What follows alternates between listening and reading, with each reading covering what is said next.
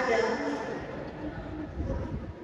yang sampai lebih memilih untuk ikut konvoy daripada ikut ambil bagian dalam ibadah.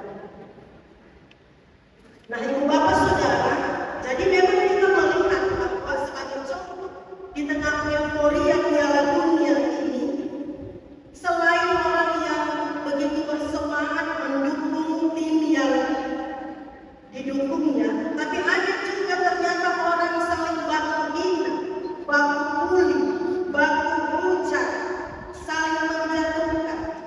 Demi sebuah pertandingan, orang kehilangan kesabaran. Media sosial penuh dengan mafia. Demi sebuah pertandingan, orang bahkan bisa kehilangan akal sehat. Terlalu senang, tapi sampai ugal-ugalan, dan ada juga yang mengalami kecelakaan. Ini yang namanya ibu bapak emosi lebih kuat daripada hikmat. Nah, hari ini pembacaan kita adalah Amsal 2 ayat 1 sampai 22 bicara tentang faedah daripada menuntut hikmat. Ini tema kita. Ibu bapak, hidup manusia mesti dituntut oleh hikmat Tuhan, supaya hidup ini bukan sekedar bangun tidur menjalankan rutinitas, supaya hidup ini bukan sekedar senang-senang melakukan apa yang dunia sedang lakukan, supaya hidup ini bukan sekedar hidup begitu saja, tapi hidup ini harus dipimpin hikmat Tuhan, supaya hidup ini bermakna, supaya hidup ini mengalami berkat dari Tuhan. Amsal bilang ada faedah, ada manfaat, ada kegunaan dari hidup orang-orang yang dipimpin oleh hikmat Tuhan. Ibu bapak saudara, apa saja yang disampaikan firman Tuhan untuk kita? Bahwa hikmat itu harus dicari dengan kesungguhan hati. Jadi ibu bapak, Tuhan itu sumber hikmat. Jangan cari hikmat di tempat lain, karena hanya di dalam Tuhan ada hikmat sejati. Jangan cari hikmat dunia ini. Jangan cari hikmat di tempat yang salah. Cari hikmat yang dari Tuhan. Cari dengan kesungguhan hati, karena itu lebih berharga dari perak, dari emas, dari apapun juga. Bagaimana caranya? Terima firman Tuhan, pelihara perintah-perintahnya. Sama seperti bapak saudara, kalau ada emas di satu tempat, nanti kau lihat orang banyak pergi pulang di situ. Dan orang mencari apa yang berharga itu. Tapi Amsal ingatkan kita, kalau dunia pandang emas berharga, sesungguhnya ada yang jauh lebih berharga daripada apa yang dicari dalam dunia, apa yang dikejar dalam dunia, yaitu hikmat dari Tuhan. Hikmat lebih berharga dari emas, dari perak, atau dari apapun.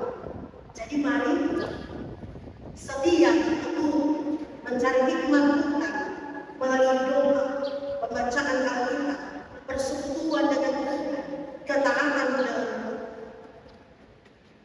Hikmat ini lahir dari hubungan yang dekat dengan Tuhan, hubungan yang selalu dibangun di dalam Tuhan. Di luar Tuhan tidak bisa. Seperti Yesus pernah bilang, carilah maka kamu akan menemukan. Jadi cari Tuhan, supaya hidup dipimpin oleh Tuhan.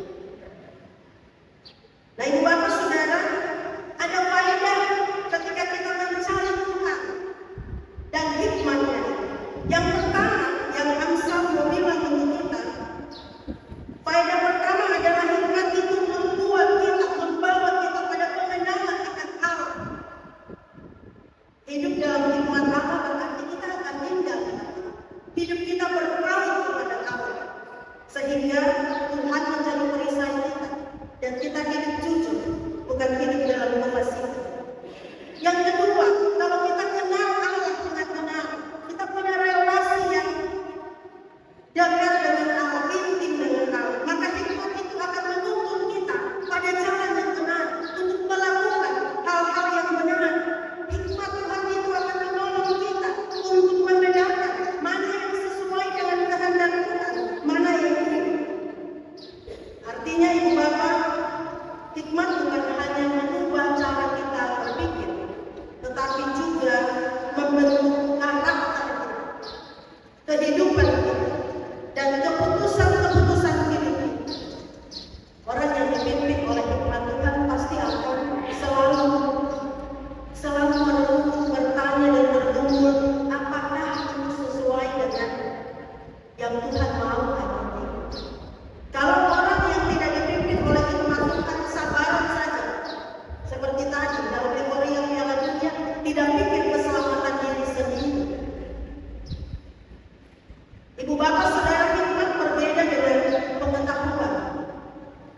dapat pengetahuan belajar di sekolah.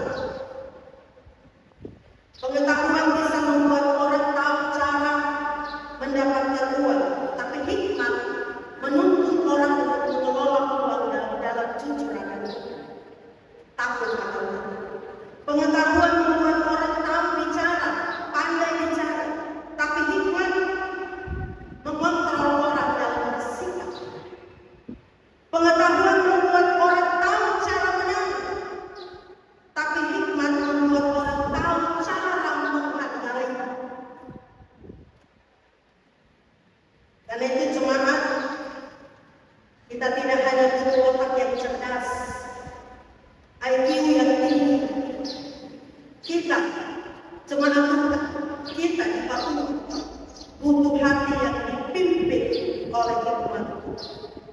Ketika orang dipimpin oleh hikmat Tuhan, dia akan tahu kehendak Tuhan yang mesti dilakukan.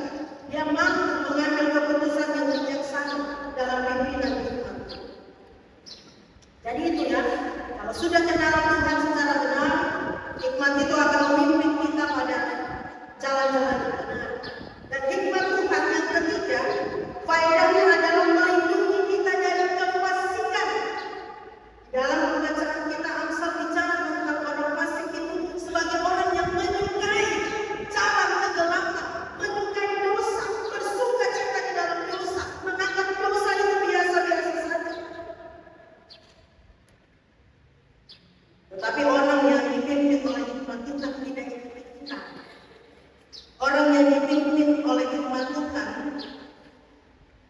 dukung tim fanatik, tahu jam tim fanatik akan tampil, bagadang tunggu, tapi juga ingat jam dan waktu-waktu bersekutu dengan Tuhan. Orang yang dipimpin oleh hikmat Tuhan mampu berkata tidak terhadap dosa, meskipun orang tidak lihat. Jadi mari hidup dalam hikmat Tuhan, supaya kita bisa menjaga hati, menjaga pikiran, perkataan, tindakan, agar selalu berkenan untuk Tuhan. Yang terakhir, faedahnya dari memiliki hikmat Tuhan adalah hikmat Tuhan itu akan membawa pada masa depan yang penuh berkah. Jadi bukan saja masa ini, tapi masa depan yang penuh berkah. Luar biasa ya. Hikmat Tuhan membuat kita mengenal Allah dengan benar. Hikmat Tuhan membuat kita dipimpin pada jalan benar. Hikmat Tuhan membuat kita dijauhkan dari kefasikan, dapat menghadapi kefasikan. Dan hikmat Tuhan itu membuat kita memiliki masa depan yang penuh berkah. Hidup orang yang dipimpin oleh hikmat Tuhan bukan berarti bebas dari masalah, tapi Tuhan janjikan pemeliharaan, kekuatan untuk mengatasi setiap masalah. Sebaliknya, seperti Amsal bilang, orang fasik akan kehilangan pijakan hidupnya karena memilih jalan yang bertentangan dari apa yang Tuhan kehendaki. Jadi kita mau pilih yang mana, ibu bapak saudara jemaat? Pilih hidup dipimpin oleh hikmat Tuhan dan menikmati berkat-berkat dari memiliki hikmat Tuhan atau tidak. Mari kita tanya diri kita masing-masing. Selama ini saya lebih banyak mencari hiburan, menghabiskan waktu dengan media sosial ataukah firman Tuhan? Apakah keputusan saya adalah keputusan karena emosi ataukah karena hikmat Tuhan? Apakah saya menjadi sumber damai ataukah sebaliknya? Firman Tuhan hari ini mengajak saya ibu bapak saudara untuk kita melihat diri kita masing-masing. Ada banyak orang lakukan persoalan, ternyata kuncinya karena ego lebih besar, karena tidak merendahkan hati untuk dipimpin oleh hikmat Tuhan. Jemaat ini akan masuk pemilihan majelis jemaat.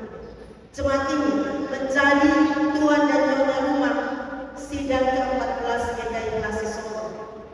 Mari beri hidup untuk semua proses di dalam jemaat yang dipimpin oleh hikmat Tuhan. Jadilah orang yang berhikmat, sebab ketika hikmat Tuhan memenuhi kita, memimpin hidup kita, maka kita akan dijaga dan diberkati. Amin.